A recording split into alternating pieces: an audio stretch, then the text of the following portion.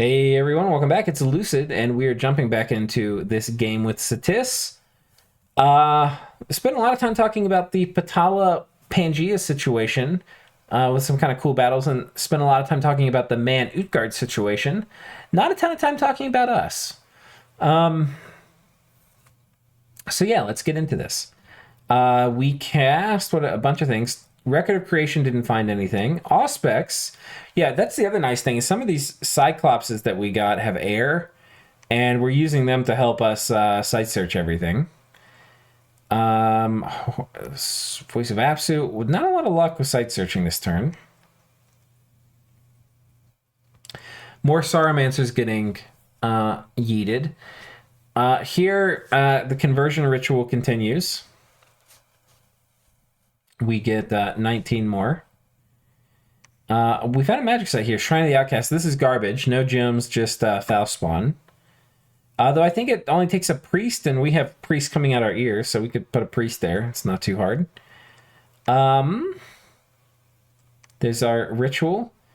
Patala takes that from Pangaea, an underwater province, I believe. And then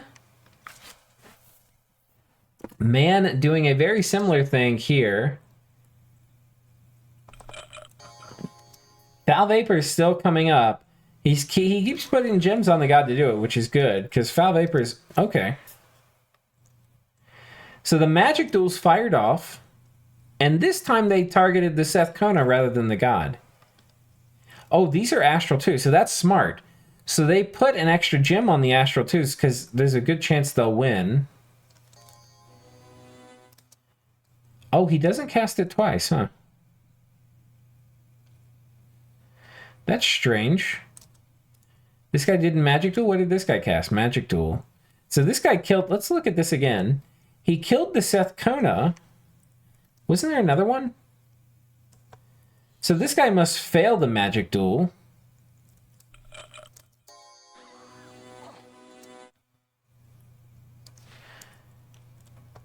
So this guy won the Magic Duel against the Seth Kona.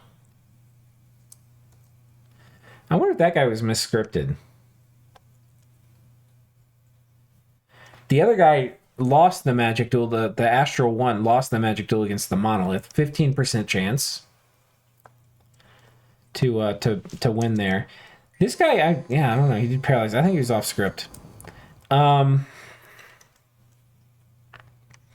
Cool. So now there's no more protectors.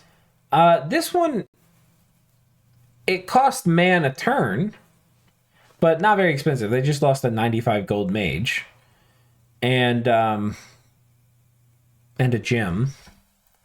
But now there's no Seth Kona.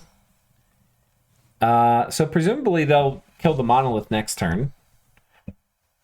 Especially if they're using Astral 2s, because you remember the odds jump up pretty significantly with Astral 2s.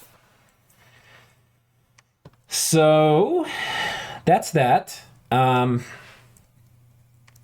We're also patrolling our capital, I believe, which is a good thing to do in any game.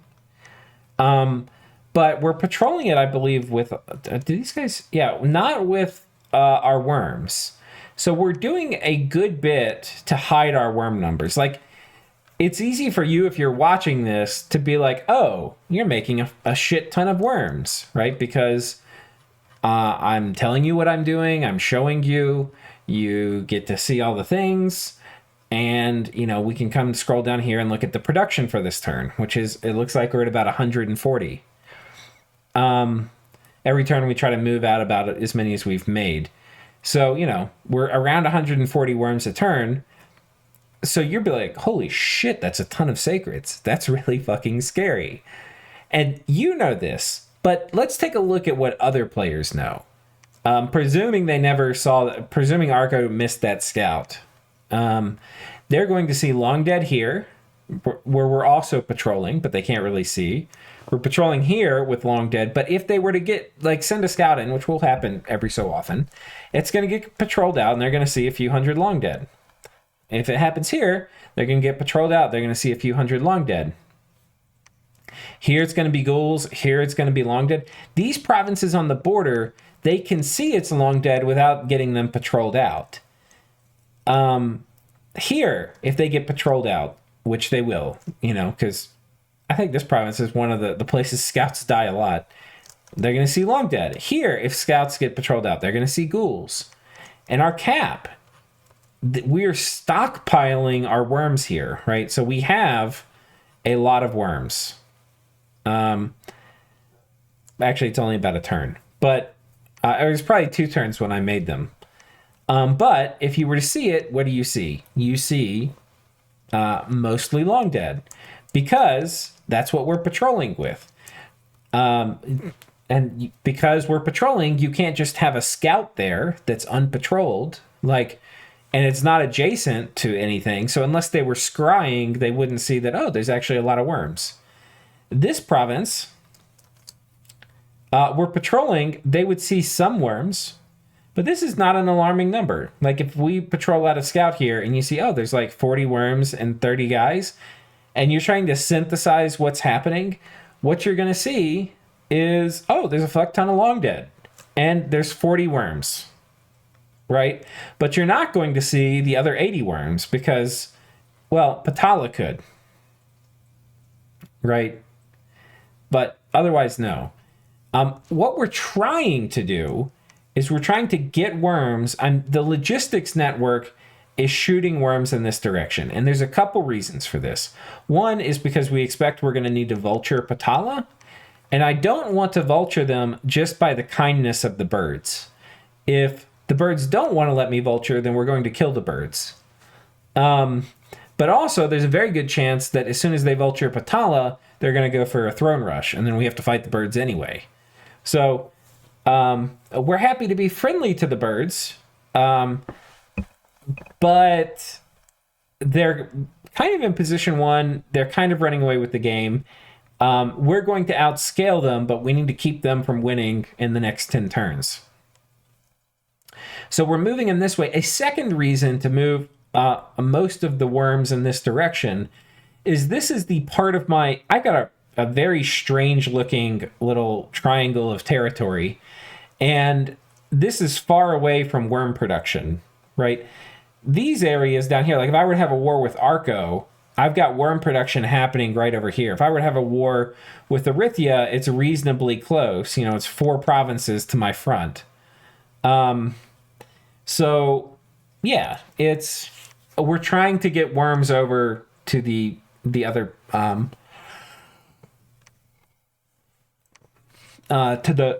basically to the far away places, because it's going to take a long time. It's not a thing we can do quickly unless we're willing to pay for gateway. So we've got a ton of worms here, though. These we are patrolling. So these, you could kind of, and, we can't hide it, right? So these, you can actually see a fair amount of worms in this part of the world. Like in this part of the world, we probably have about 400. Though there's a lot of other chaff, too. But yeah, probably about 400-ish. Maybe 500. So we're starting to get a lot, but this has basically been all the worms I've made all game. I've put over here because we just conquered Bogarus. And we're basically preparing for vulturing Patala. Because I'm anticipating, and this is one of the things that's important, it's like being able to know which way a war is going to go is pretty good. Like if Patala was going to win against Calum, I probably would go do something else. Like maybe Arco and I fight, or maybe Man and I fight, or maybe I go fight Erythia, or maybe we don't really have a border and we're friendly. But I'm friendly with a bunch of these players, like I'm friendly with Man. But the point is, Patala doesn't have a second capital. If they were going to be winning the war against position 1 Calum, I would just leave them to it. I wouldn't be militarizing the border. But the odds, in my opinion, are very high that Calum wins. So that's why we are militarizing it, because we need to vulture, and we don't want it to be just because Calum's nice, they're letting us. We are putting troops here to make sure it happens. And then we need to be able to fight Calum if he throne rushes or continues to kind of push. There's kind of a feeling that something has to be done about Calum. in the community, like in Arco knows, Arithia knows, Ulm knows, Man knows, everybody knows. And Arco's certainly shared the graph of Caleb's research with people. So that's this turn. Let's go to the next turn, turn 55. All right, turn 55. Record of Creation. Finally got some luck. Got a 1 Astral Pearl site, a 2 water site. I believe there's a 1 water site. Yeah. So 4 gems we found here. This makes this a very valuable province. It hurts me to think that I've had this just sitting in my territory all this time and I haven't been able to find the things here. To be fair, the water isn't the path that Ctis gets access to. So that's understandable, but the Enchanted Gate I probably should have found. So that's super nice. Auspex don't find anything. Auspex don't find anything. Auspex don't find anything. We're wasting a ton of air gems on this. But remote site searching does not pay off. Don't remote site search in the late age if you can help it. But the exception to that is if it's like an off path like air, we kind of have to. Because it's so inefficient for like my only 3 air mages to walk around and site search. It's just going to take so long. So it's going to take a very long time for the air gems we're putting in it to pay back. But yeah, it's probably like a 20 turn payback when you average out how frequent it is. More life after death conversion. You can see our mage core is actually pretty slim. This honestly is like barely even worth doing. Get 12 more converts though. Oh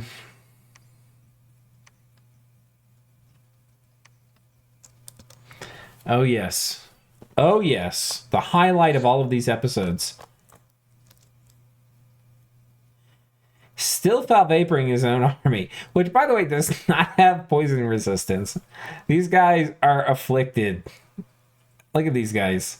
They've had a rough go of it. Pretty much every single one has at least 1 affliction. Magic duel. Magic duel. Wait, bro.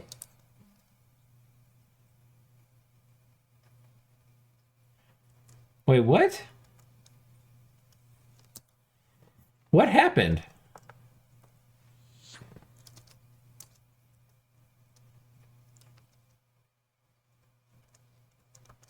It's cool in Dominion 6. You have the little thing that pops up that shows you what they're about to cast. Prepares to cast Magic Duel and then he stopped. Well, I'll be damned. I have no idea what happened there. I haven't really dove in and looked at whatever happened. Like, I think at the time, I was just laughing that it didn't work. But there's actually some very weird behavior. How did that guy get interrupted? Like, what happened that interrupted prepares to cast? That I can't think of anything, because there's no damage done.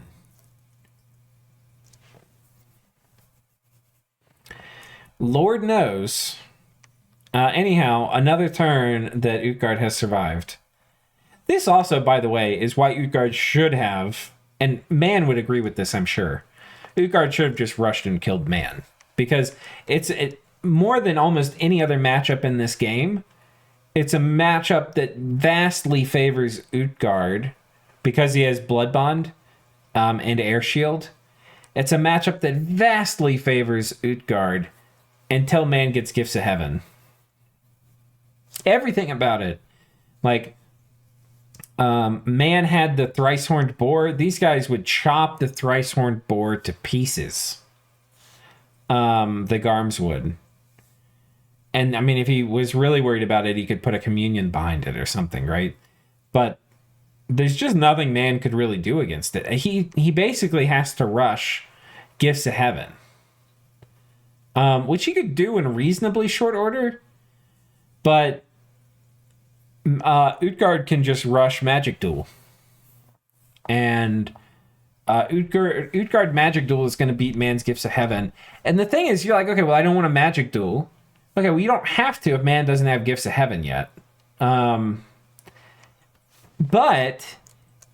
this matchup is dramatic. So what I was saying is it's so one-sided at the beginning of the game, and by the mid-game, it's one-sided in the other direction. So that's why they should have attacked, because this, like, Man is the counter to Utgard. Like, once they have Gifts of Heaven and stuff, these Garms just get blown the fuck up. Pan's also basically dead. We're going to go over here and raid this. We're sending Home Slice over here. The word has gone out that Pangaea is totally boned. Ulm is, you can see, vulturing them. Patala is moving out with this army. They just have, like, a couple provinces left. So we're going to see if we can snipe this.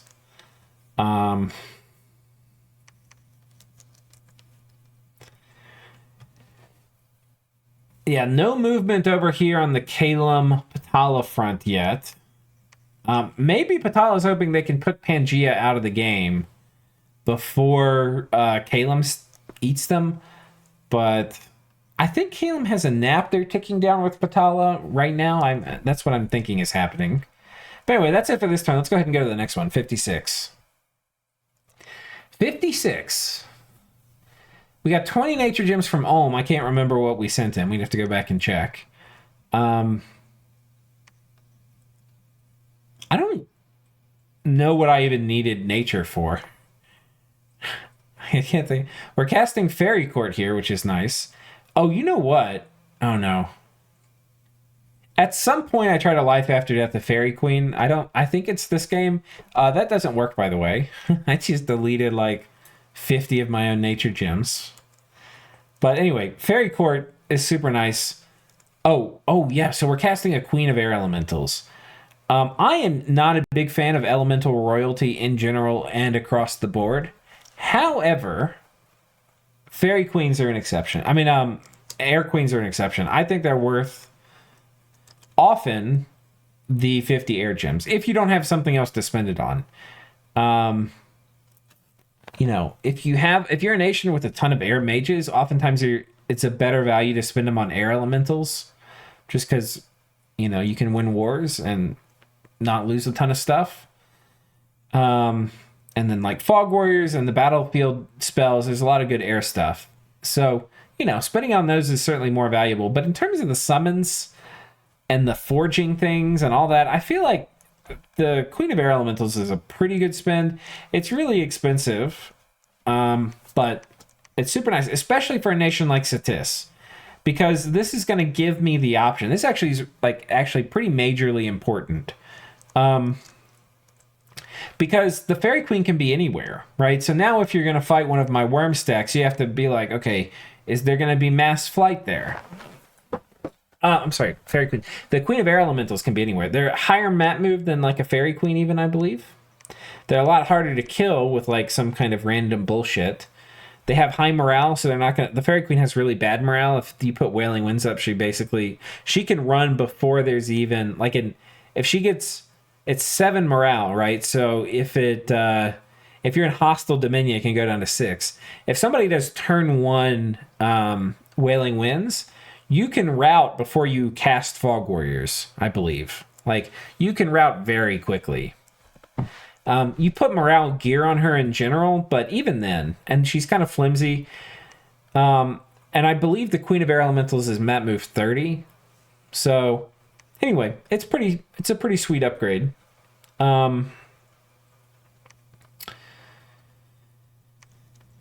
What else?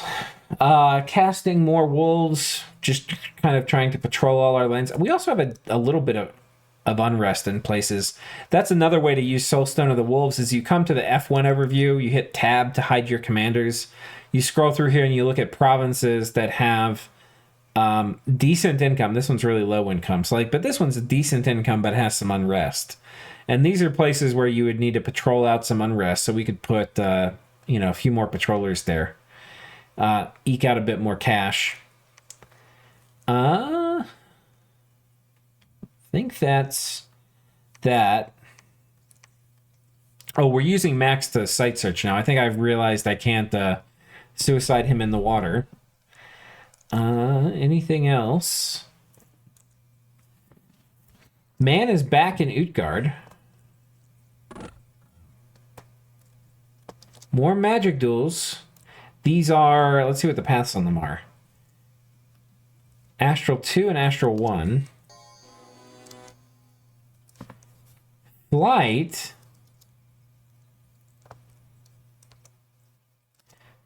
But did the magic duel work? Oh, he got him. Oh, he got him.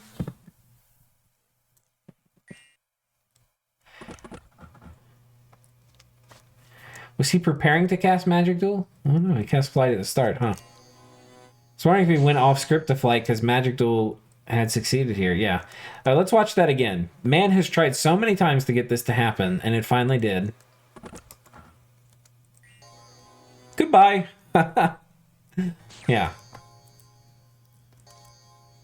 Now, there's still a commander. It would be really funny if they routed the army.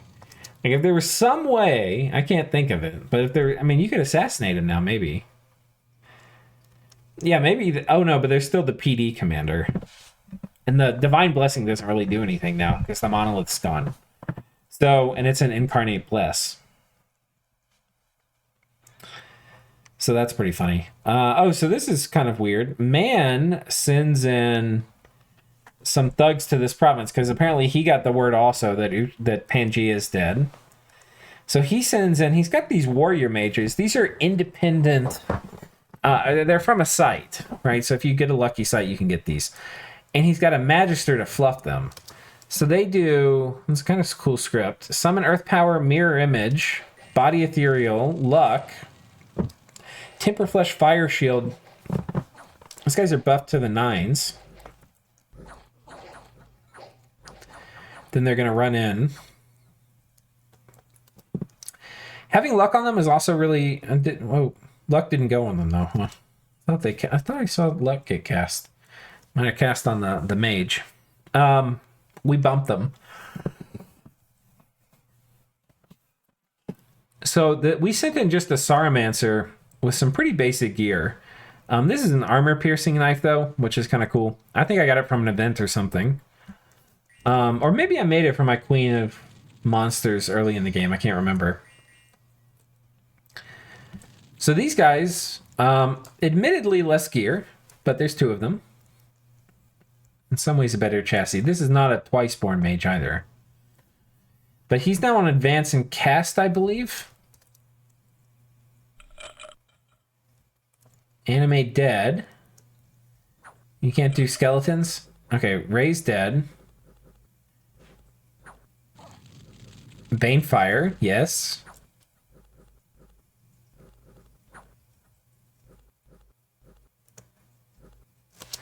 What's our fatigue situation here? 101, so we're about to unfatigue. Banefire. Goodbye. Banefire is so good against thugs. You can see we've got a small cottage industry of people getting Twiceborn here. Got a lot of these guys. We have a pretty solid death income, right? It's 22. So this is enough to do almost 3 a turn. Dire Portent goes up. Pangaea has cast Gift of Health, it looks like. So let's take a look at the globals. We got Kalem with Well of Misery and Maelstrom. So this is 27 and this is 47 gems per turn for them. Arco with Mother Oak and Eyes of God. Pan with Gift of Health and Arithia, splitting Pyre 50-50 with Arco. And we don't have any globals. That's also going to help keep our heat low, right? Like, don't want people overly worried about us. And I'm not, in general, you want to be stronger more than you want to care about heat, but we're going to be strong from other things. Okay. No movement yet on the Kalem bird front. This doesn't look good, though.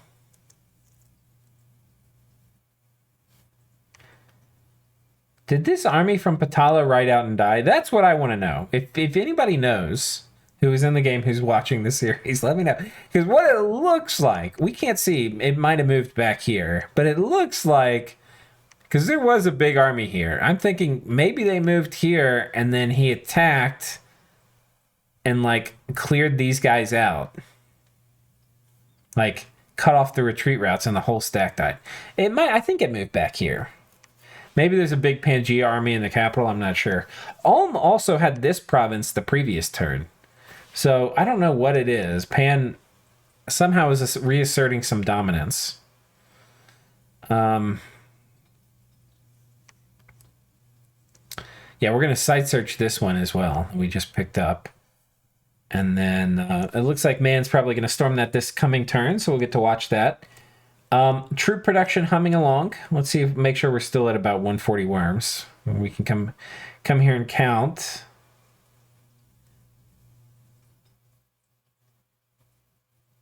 So I don't think we were at 140. Because coming down and looking at it, here we're at 95. So that 140 was probably multiple turns combined.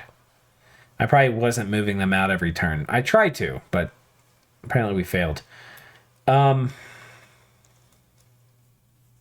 is that? Wait.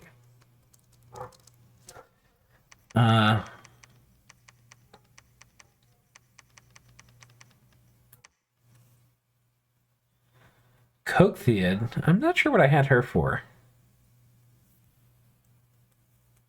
Anyhow,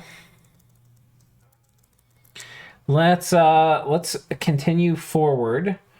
We'll do one more turn for this episode. Let's see if we can watch Man storming the fort. 57. Okay, let's take a gander. We got our Queen of Air Elementals. We got Aella. Curse of Blood. Okay, so the Vampire Factory is also going now. So we've got one vampire, I think. Oh, no, two. Our blood income is about, it looks like 20 per turn now. I think it might be a bit higher on average. But, we did that quick beeline for Blood 7 as soon as we found Mount Chaining. So there we go.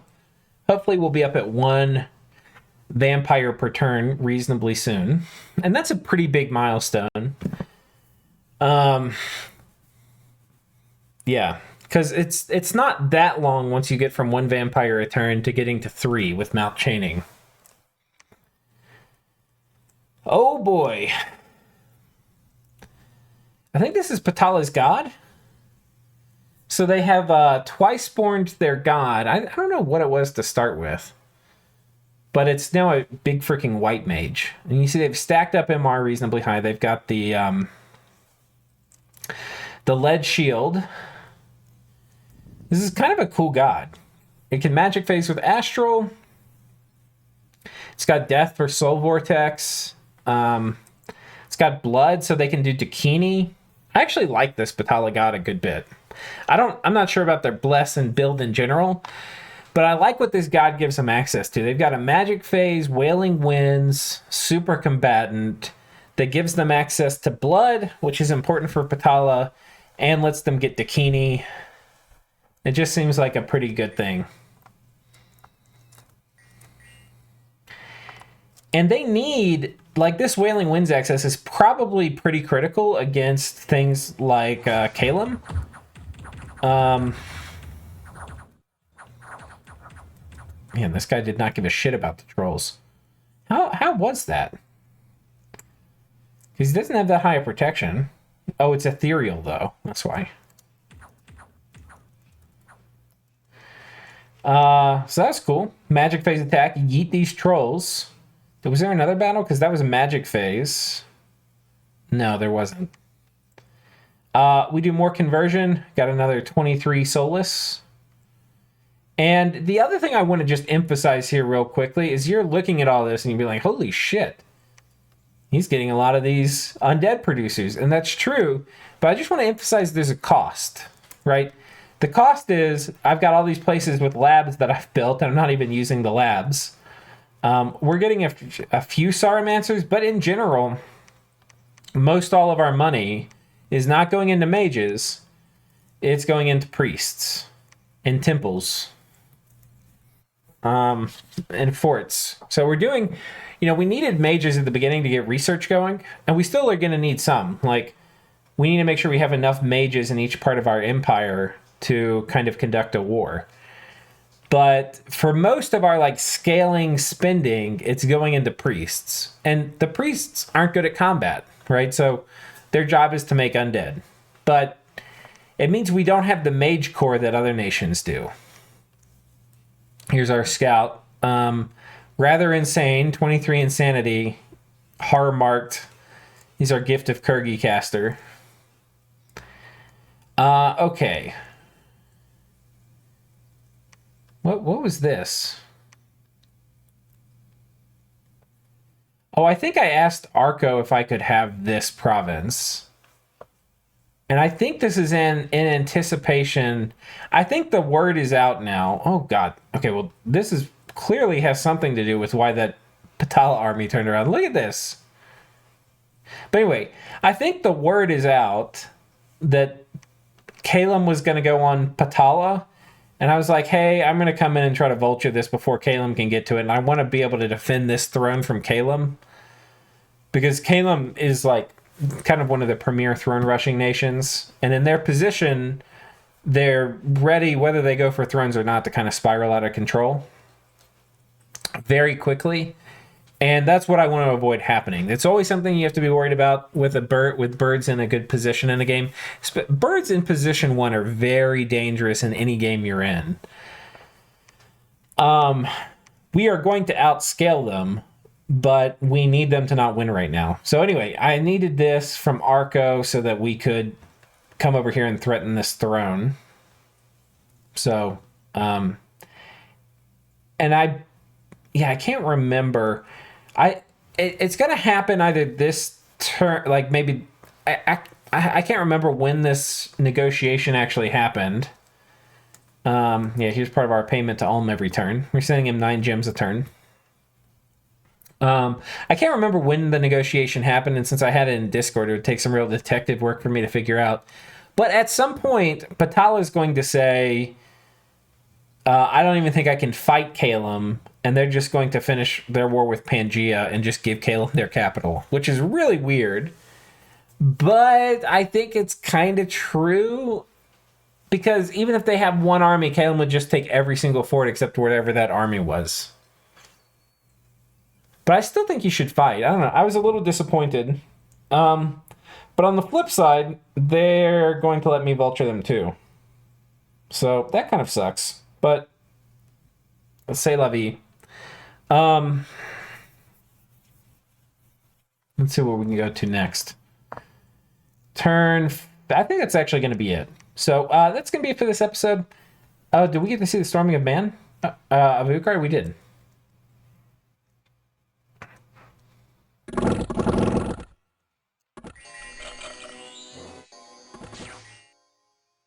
All right, get out your popcorn. Presumably this guy was going to do Serpent's Blessing. Wailing Winds being cast by a Benseed. A Banshee, excuse me. Yeah, Serpent's Blessing went out. I think this is not really a ton of mages, though. No, it's a lot. It's like 30 mages. The thing is, the troops are going to be a lot better. Oh, Ugar also... Oh, no, they do have magic weapons. That's the only non-incarnate part of the Bless. See, I think what you would want to do is get, like, some nature mages and put them a couple at the front and just fill this up with Swarm. And they just won't ever be able to get through the gate. Oh, we had some flyers here, too. See, I'd put these guys on Guard Commander. You don't need them. These are just wasted. I think you just shoot everything.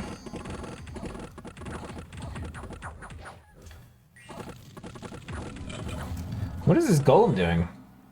Some Chad. Look at this guy. Yeah, I don't think there's a reason to put anything... Like, he went through all this trouble to kill the Monolith.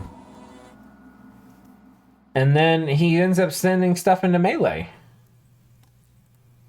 I mean, he annihilates this. Like, he crushes this army. It's an amazing gold trade. Even when you include the majors he lost in the gym and the magic dueling, it's still a very efficient trade. I just don't think he even needed to do this, though.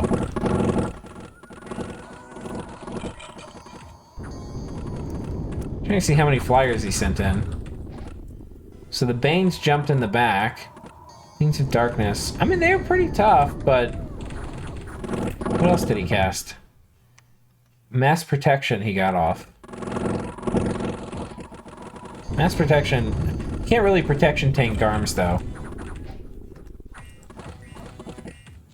I can understand sending a couple. You know, just a few, or maybe some air elementals. That will help distract them while you're shooting them. But I think really what you do, you put a couple nature mages up front, like Indies, and you just do like 3 or 4 swarm casts. And then you just shoot them all until they're dead. This is not a complicated thing. They can't, I don't think you, I mean, he wasted a fair amount of decent troops. Okay. I did all that talking because he lost 8 Banes and 7 Fiends of Darkness. Maybe I need to keep my mouth shut. That's fine. It could have been even less. Okay, I'll stick to my guns there. It could have been less. But that's pretty goddamn efficient to kill 100 Garms. Alright. Clap for Man for killing Utgard, and clap for Utgard for scripting his god, making sure it had gems on it till the end, until it was magic dueled.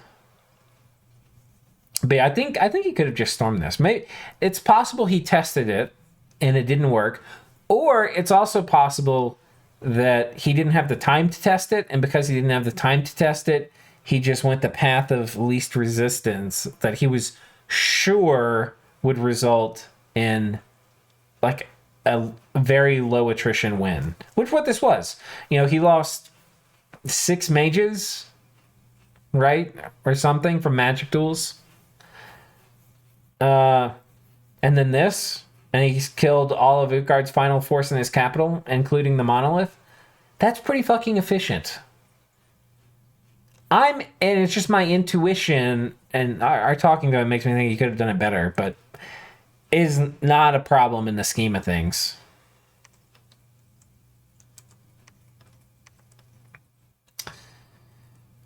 Oh, hello. Hello. So these guys bumped into this white... Was it this turn the guy... Oh, dude. Okay, so this white mage came in, killed the trolls, and there was a bump. The army bumps it. This is the full army of Pangaea with 1 million sages. Does this army... It doesn't... There's sages, though. They'll soul slay it. And this guy has some MR... And Astral is going to... Each path of Astral is going to effectively be +1 MR against Soul Slay.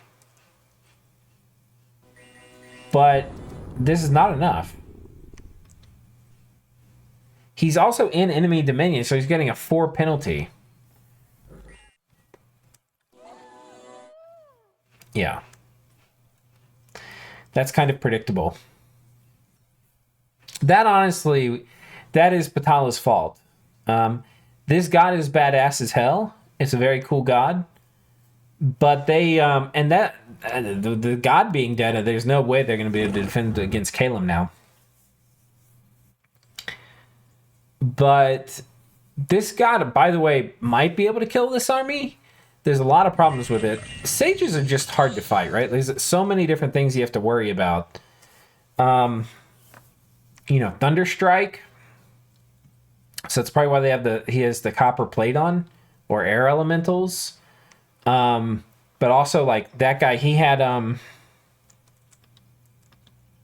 this guy is a 4-pin enslave caster, probably. Or soul slay caster. And he's got manticores here, too, which are actually pretty tough.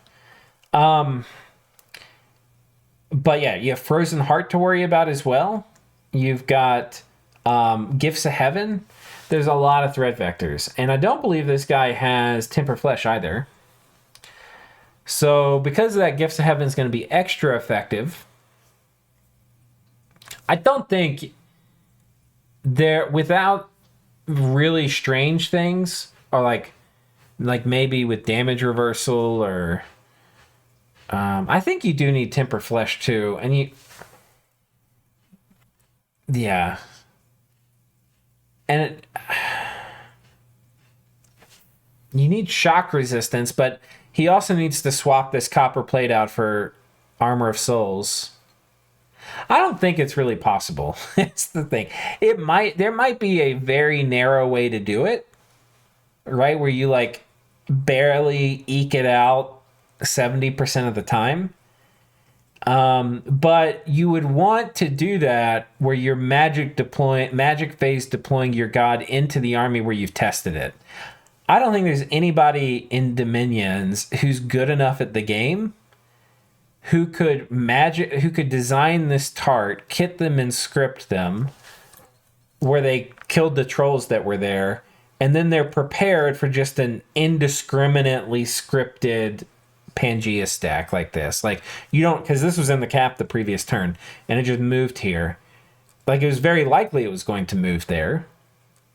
So it's a move that Patala should have predicted.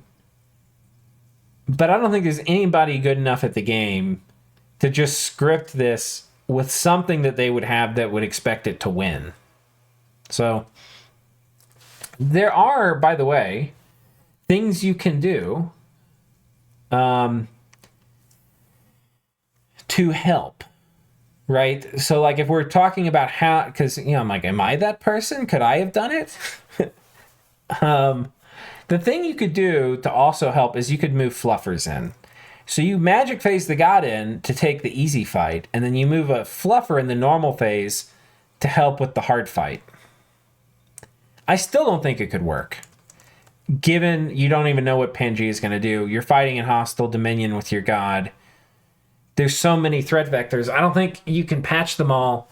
And you definitely wouldn't patch them all if you didn't know what the enemy was going to do. You know? Because you haven't seen the army. But that was kind of cool. All right. I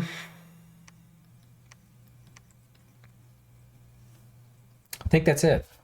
Thank you all for joining me. And we'll see you next time. Cheers.